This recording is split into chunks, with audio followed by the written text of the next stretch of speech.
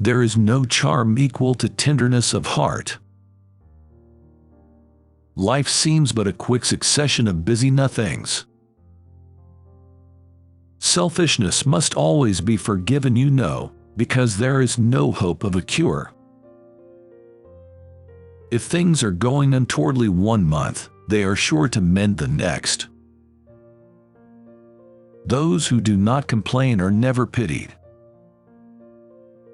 I do not want people to be very agreeable, as it saves me the trouble of liking them a great deal. The person, be it gentleman or lady, who has not pleasure in a good novel, must be intolerably stupid. Think only of the past, as its remembrance gives you pleasure. The more I know of the world, the more I am convinced that I shall never see a man whom I can really love. It is a truth universally acknowledged that a single man in possession of a good fortune must be in want of a wife. There are people who, the more you do for them, the less they will do for themselves. It is always incomprehensible to a man that a woman should ever refuse an offer of marriage.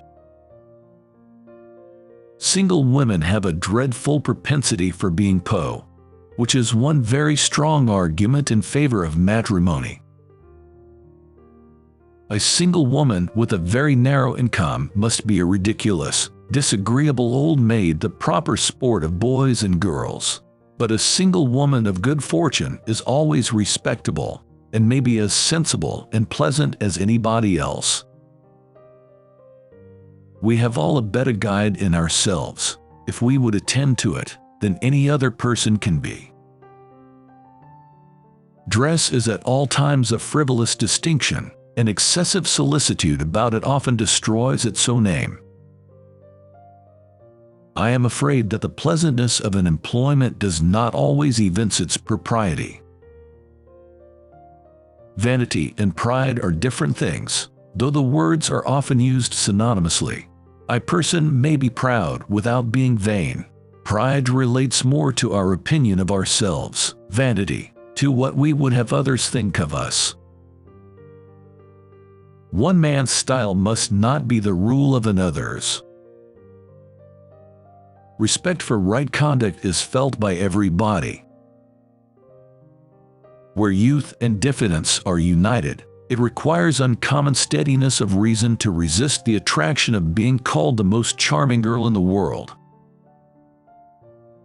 Give a girl an education and introduce her properly into the world, and 10 to 1 but she has the means of settling well, without further expense to anybody. One does not love a place the less for having suffered in it, unless it has been all suffering, nothing but suffering. Business, you know, may bring you money, but friendship hardly ever does. A person who can write a long letter with ease cannot write ill. A mind lively and at ease can do with seeing nothing, and can see nothing that does not answer. What wild imaginations one forms where dear self is concerned! How sure to be mistaken! One half of the world cannot understand the pleasures of the other. Surprises are foolish things. The pleasure is not enhanced, and the inconvenience is often considerable. There is nothing like staying at home for real comfort. Vanity working on a weak head produces every sort of mischief. To sit in the shade on a fine day and look upon verdure is the most perfect refreshment. Nothing is more deceitful than the appearance of humility. It is often only carelessness of opinion, and sometimes an indirect boast. A woman, especially if she have the misfortune of knowing anything, should conceal it as well as she can. Woman is fine for her own satisfaction alone. No man will admire her the more, no woman will like her the better for it. Neatness and fashion are enough for the former, and a something of shabbiness or impropriety will be most endearing to the latter. Every man is surrounded by a neighborhood of voluntary spies. Friendship is certainly the finest balm for the pangs of disappointed love. To be fond of dancing was a certain step towards falling in love. What is right to be done cannot be done too soon. For what do we live, but to make sport for our neighbors and laugh at them in our turn? A large income is the best recipe for happiness I ever heard of. If I loved you less, I might be able to talk about it more. It is happy for you that you possess the talent of flattering with delicacy. May I ask whether these pleasing attentions proceed from the impulse of the moment, or are they the result of previous study? Nothing ever fatigues me but doing what I do not like. The power of doing anything with quickness is always prized much by the possessor, and often without any attention to the imperfection of the performance. In 9 cases out of 10, a woman had better show more affection than she feels. Oh, do not attack me with your watch. My watch is always too fast or too slow. I cannot be dictated to by a watch. Nobody who has not been in the interior of a family can say what the difficulties of any individual of that family may be. To look almost pretty is an acquisition of higher delight to a girl who has been looking plain for the first 15 years of her life than a beauty from her cradle can ever receive.